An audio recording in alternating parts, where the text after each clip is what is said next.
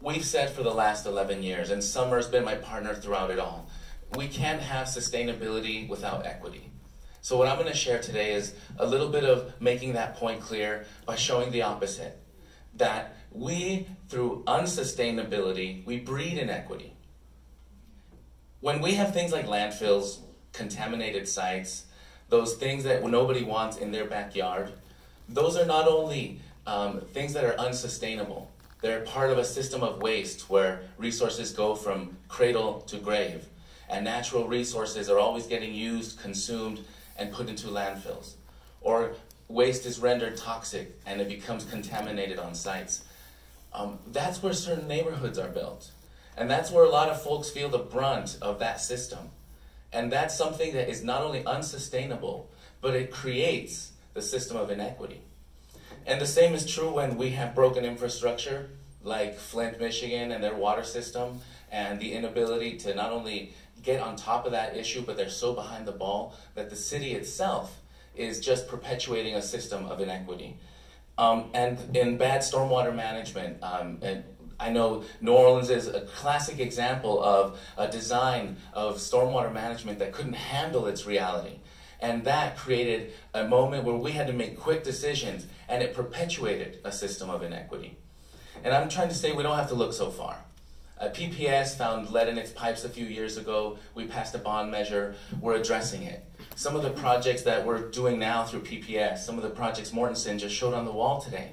Harriet Tubman Elementary School is an example of taking care of a problem that was unsustainable, and in doing so, addressed issues of inequity.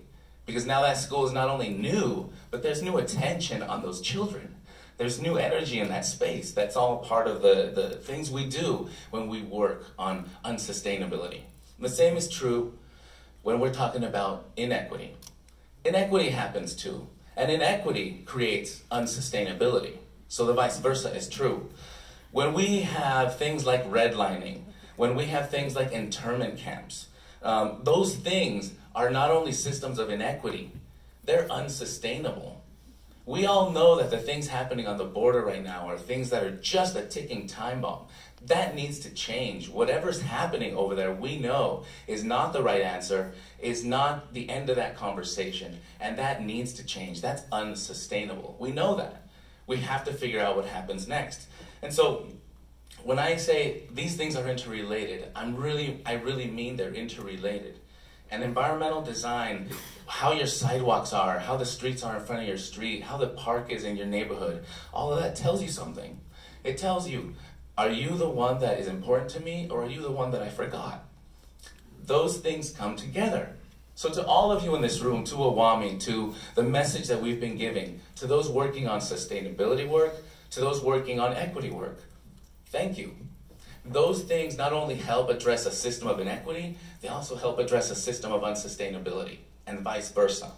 And so I want to say to all of you today, not only thank you for the work you're doing in Harriet Tubman School, here at OAME. I don't see Ron White, but Cully Park is another classic example, a landfill that was turned into a public park, that turned into healing gardens, that brought the folks from the First Nations and the indigenous communities together with public agencies and did something together. I mean, all of those things are part of that great work we all do. But we're not done. We need to keep pushing, and we need to do better.